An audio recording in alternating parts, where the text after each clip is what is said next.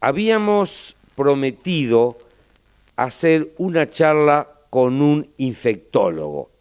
¿Por qué era eso? Yo siempre, desde hace 10 años, les vengo diciendo, si no te receta tu médico de confianza el antibiótico, no lo tomes. ¿Por qué decía eso?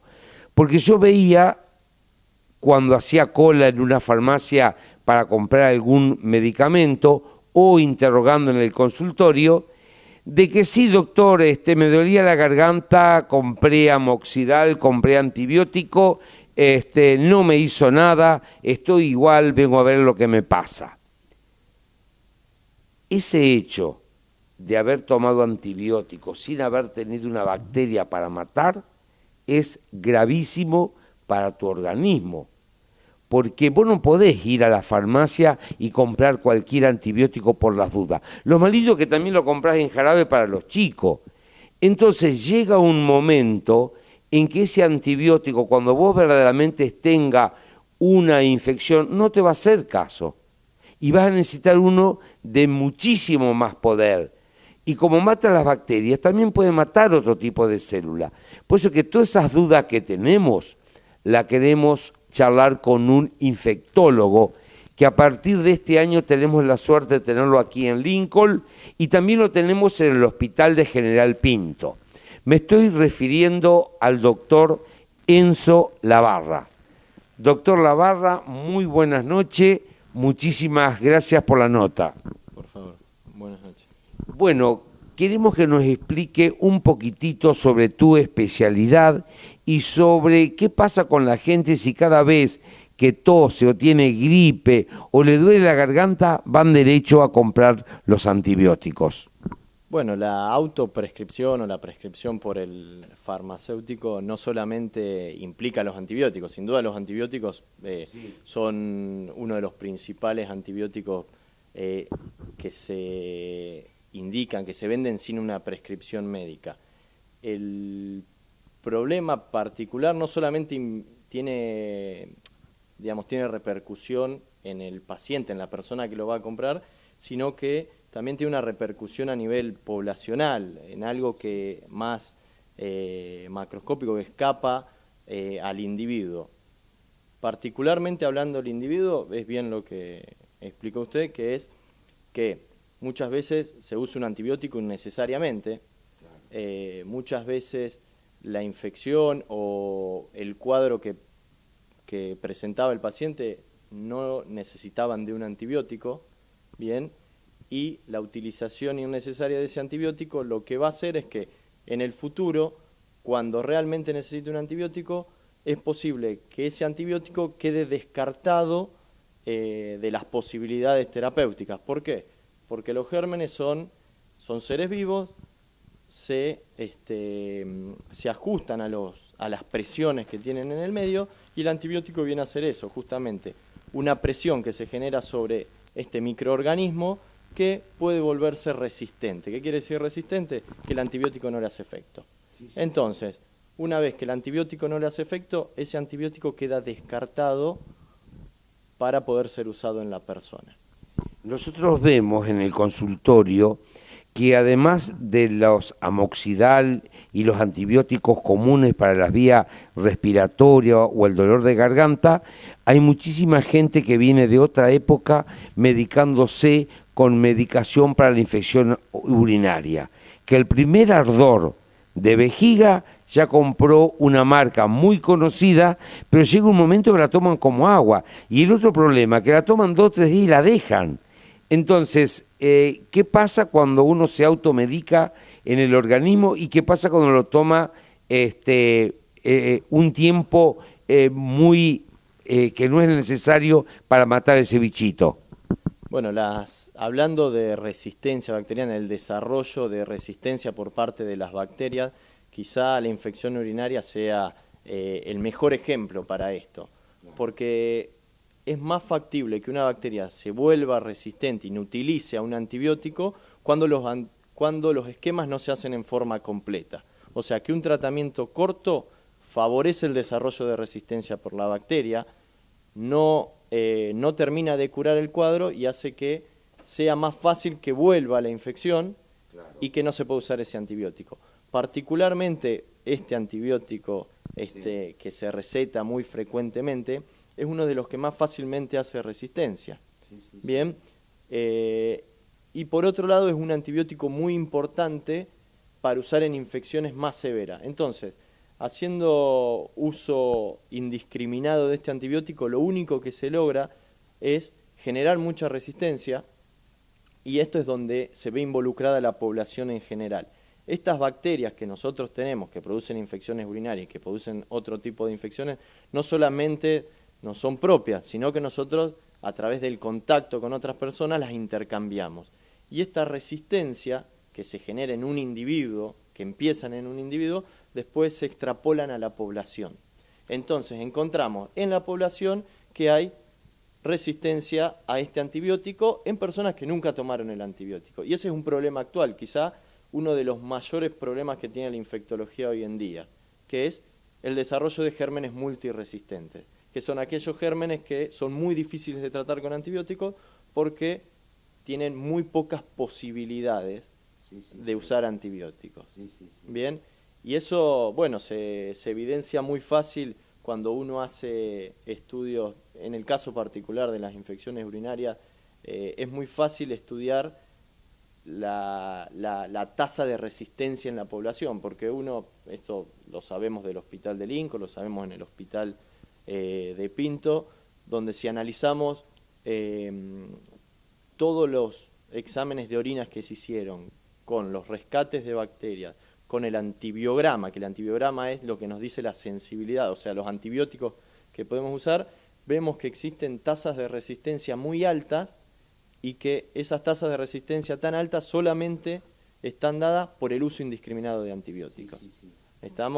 Lo bueno y lo importante por ahí para mencionar es que si uno vuelve para atrás en esa prescripción, en esa automedicación o en esa prescripción inadecuada de antibióticos, las resistencias también vuelven para atrás.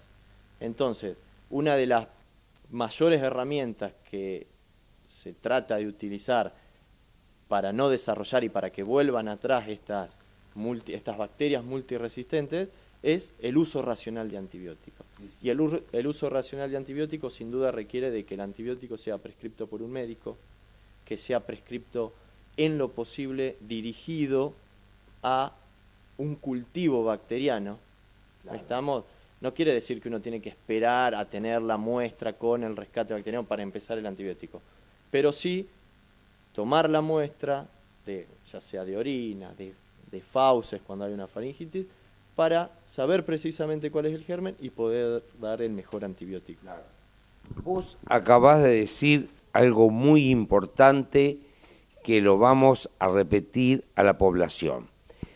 Si yo me automedico con un antibiótico para las vías urinarias o la garganta, dice el doctor que estamos creando una resistencia bacteriana a ese antibiótico.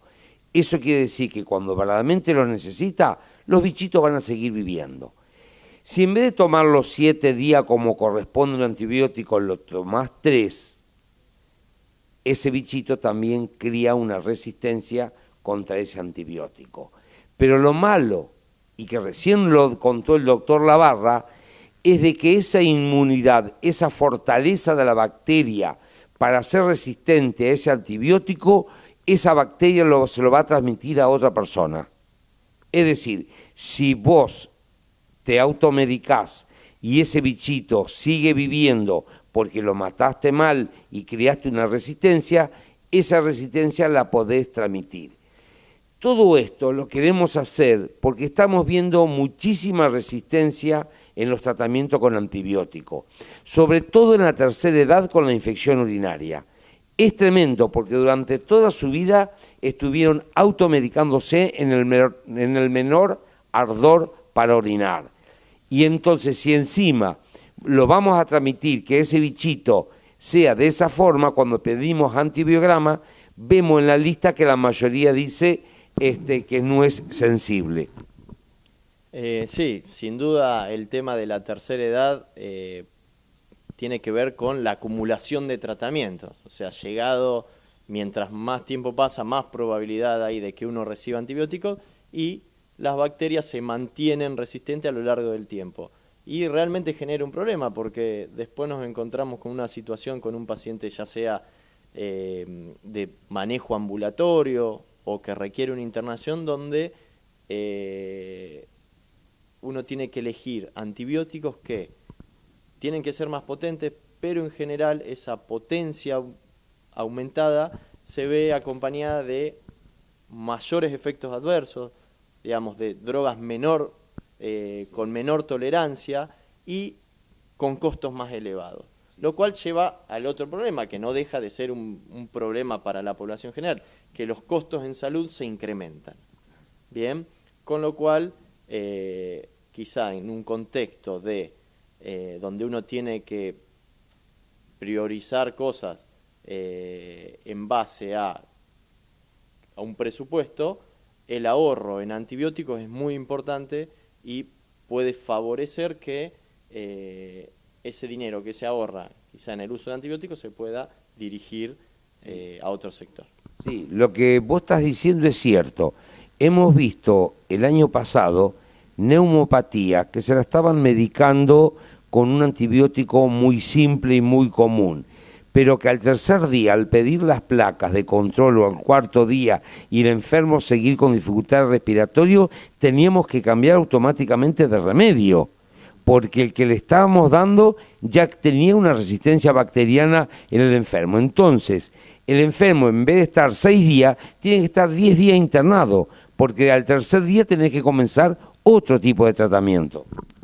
Claro, es lo mismo que se puede decir para la neumonía, es lo mismo que se puede decir para una infección urinaria.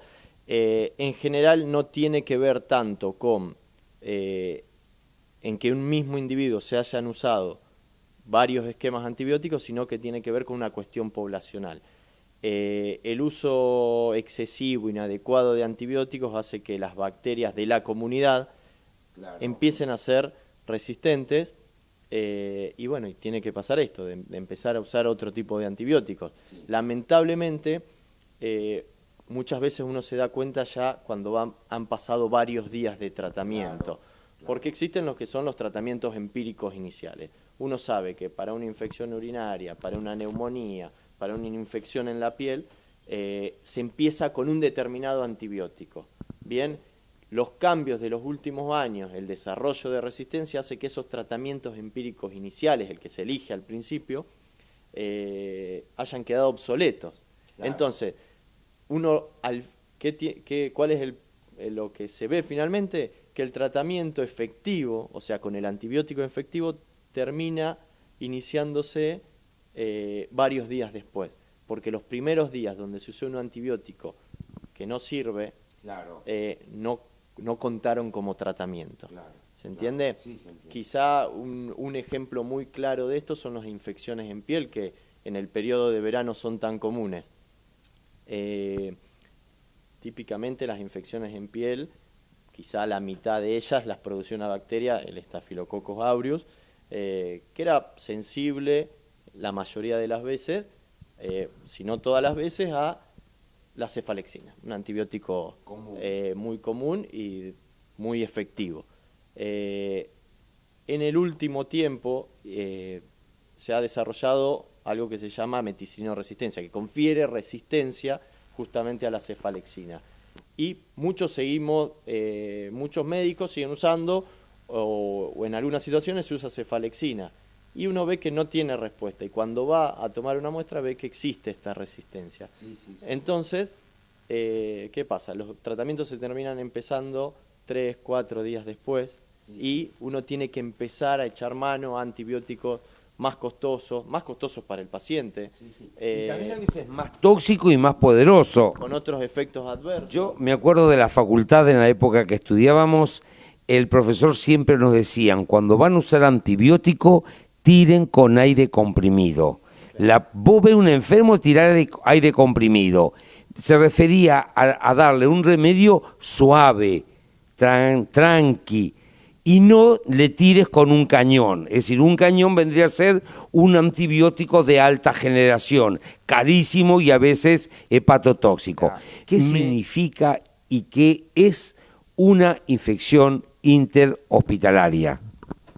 Bueno, las infecciones intrahospitalarias básicamente son aquellas que se adquieren por estar en contacto con el hospital. No necesariamente quiere decir que uno esté internado, pero sí el contacto repetido con la asistencia de salud, que puede ser estar en un servicio de hemodiálisis, concurrir intermitentemente a recibir quimioterapia, hace que uno esté en el entorno hospitalario, clínica, lo que sea, y está en contacto con otros gérmenes que no son los de la comunidad.